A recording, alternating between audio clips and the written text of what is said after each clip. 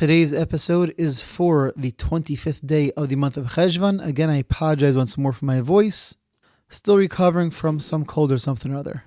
We are in the middle of chapter 18 discussing the laws of the Shemoneh Esrei, the Amidah. Today we'll be doing paragraphs 3 through 9. Paragraph 3. We're supposed to be focused all of our prayers anytime we say a blessing, any part of the prayers, but the most important time is the Shemoneh Esrei. When we're saying Shemoneh Esrei, we have to feel as if we're speaking directly to God, because we are speaking directly to God. That's when we're right in front of God, so to speak, asking Him for what we need. And of course, going back to the classic parable of when you're in front of a king, you'd be fully focused. So too, when we're in front of God, we're asking God for what we need, then we have to make sure we're fully focused and fully aware and fully mindful. Paragraph 4. We're able to pray in any language. Hebrew is the best language to pray in, but it's also important if we're praying in Hebrew to know the words that we're saying. So if you're praying in Hebrew, that's great. That's the best thing to do, but it's also extremely important to take some time before services, maybe during prayer. Now, the Art School has a phenomenal siddur, a phenomenal prayer book, which has the English words. It's an interlinear translation, so you could say the words in Hebrew and see right beneath it what the words mean. But it's good to take time before Shemoneh Esrei, sometime during the day, to go through it just to see what we're talking about, to see what the words mean. Paragraph 5. When we pray the Shemoneh Esrei, we're supposed to be we stand with our feet together. We're supposed to be emulating angels. Angels only have one foot, so we put our feet together so it looks like it's one leg. We're not supposed to be looking around the room. We should either be looking inside the siddur, inside the prayer book, or if we know the words by heart, you could have your eyes closed as you say Shemoneh Esrei. The Cheshvan does talk about a custom of having your hands clasped against your chest, slightly stooped over, like with your hands clasped against your chest.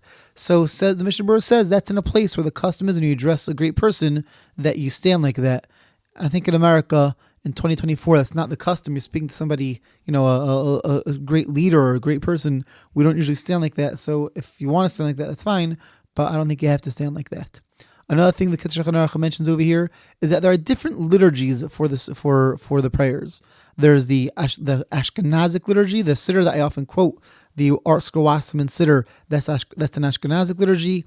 There's a Sephardic liturgy. There's a liturgy called Nusach Sfard, which Hasidim say.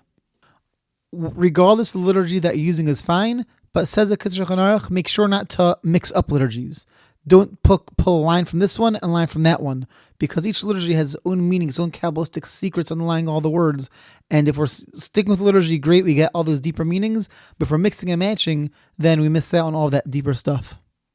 Paragraph 6. We recite the Shemoneh Esrei quietly. We're supposed to make sure that we hear the sound. It should be just loud enough that we could hear it, but our neighbors aren't supposed to hear it. It's supposed to be private. It's a unique situation. If we're praying with a minyan, we're praying with a group, preferably at least with a minyan. You don't need a minyan for Shemoneh Esrei, but preferably with a minyan. But yet there's also an individuality that's us and God. So we need this balance of us being able to hear the words, but not the person standing next to me. Paragraph 7. We have to make sure that we're standing in Shemoneh Esrei. We're not supposed to be sitting when we say Shemoneh Esrei. We're not only that, we're not supposed to be leaning on something. We're supposed to be standing totally straight up. We could be bent over, but not leaning on top of something else. And what's called leaning? If that object that we're leaning on would be moved away, would we fall over? If so, we're leaning too much. We could be touching the table in front of us, but not leaning on the table in front of us. If somebody is ill and standing is hard for them, then they could say Shemoneh Esrei even while they're sitting. They can even say Shemoneh Esrei while they're laying down if needed.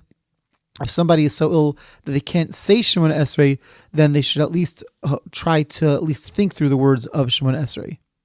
If somebody's traveling, they're on an airplane, for example, then if they're able to stand, that's great. But if it's going to disturb other people around them, if it's going to get the flight attendants upset, then it's better to pray Shemoneh Esrei sitting down in your seat, not standing up.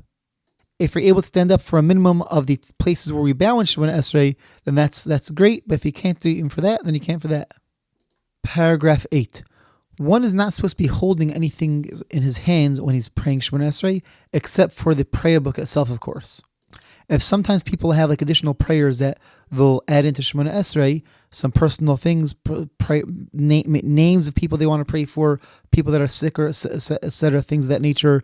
So it's have those papers lined up, which have the names written on it, whatever you're praying written on it, ready to go, so you don't have to go fumbling through your siddur, through your prayer book in the middle of Shemoneh Esrei to find the papers, to find the names.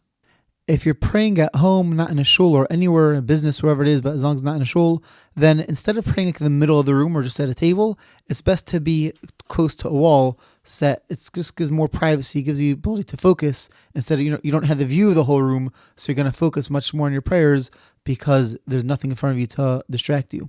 If there's like a picture on the wall or some sort of tapestry which might be distracting, then you should close your eyes when you're praying Shemoneh Esrei.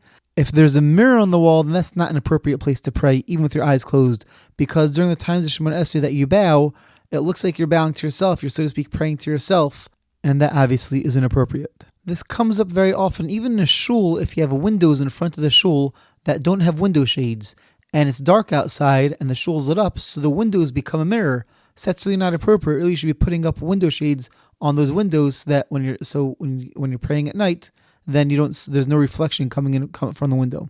This isn't so relevant in 2024 for most of us. Maybe somebody that's working on a farm or something of that sort, or if you're out on a field trip, if you end up like in some sort of field and it's time to pray, so you don't have a wall to go against, you're in the middle of the field, so you pray in the field if you have to. But if there's trees nearby, it's best to go to a tree and pray amongst the trees. It's considered a bit more of a private, secluded place, kind of a place of less distraction than in the middle of an open field. Paragraph 9. It's obviously not appropriate to be burping or yawning in the middle of Shemoneh Esrei. If a person has, coughed up some phlegm, so that's, you don't spit it out on the floor of the shul. That wouldn't be appropriate anyways in there. And it used to be shuls, most houses had dirt floors, so spitting on the floor was a normal thing, was not considered an impolite thing. Nowadays with our floors, obviously spitting on the floor is never polite or appropriate, so certainly one shouldn't be doing that. So if you have to spit it out, you spit it into a tissue like you would any other time, and then put the tissue away in your pocket or something of that sort. If somebody's talus fell off while they're praying Shemoneh Esrei, so if it fell off just a little bit, you grab it and put it back on. If it fell off totally, then if it doesn't disturb you, let it stay on the floor and keep davening, keep praying Shemoneh Esrei. However, if it's disturbing you to daven without a talus, I think with most people, then you could, in between blessings, there's a lot of different blessings in Shemoneh Esrei, so in between the blessings, you could pick up the talus and put it back on without making a new blessing on the talus. Once you finish Shemoneh Esrei, then you can make a new blessing on the talus. Let's say a sefer, like a holy book, a siddur, a prayer book, or a chumash, a book which has a Torah printed in it. If that not a Torah scroll is a whole different category. But if a book fell down, a Jewish book, a Torah book fell on the floor, then you should get to the end of the paragraph as quickly as you could, or the end of the blessing that you're up to as quickly as you could, and then go pick up that sefer, that book from the floor. And if you have to walk to do that, that's also okay. This concludes today's episode. Have a wonderful day and see you tomorrow.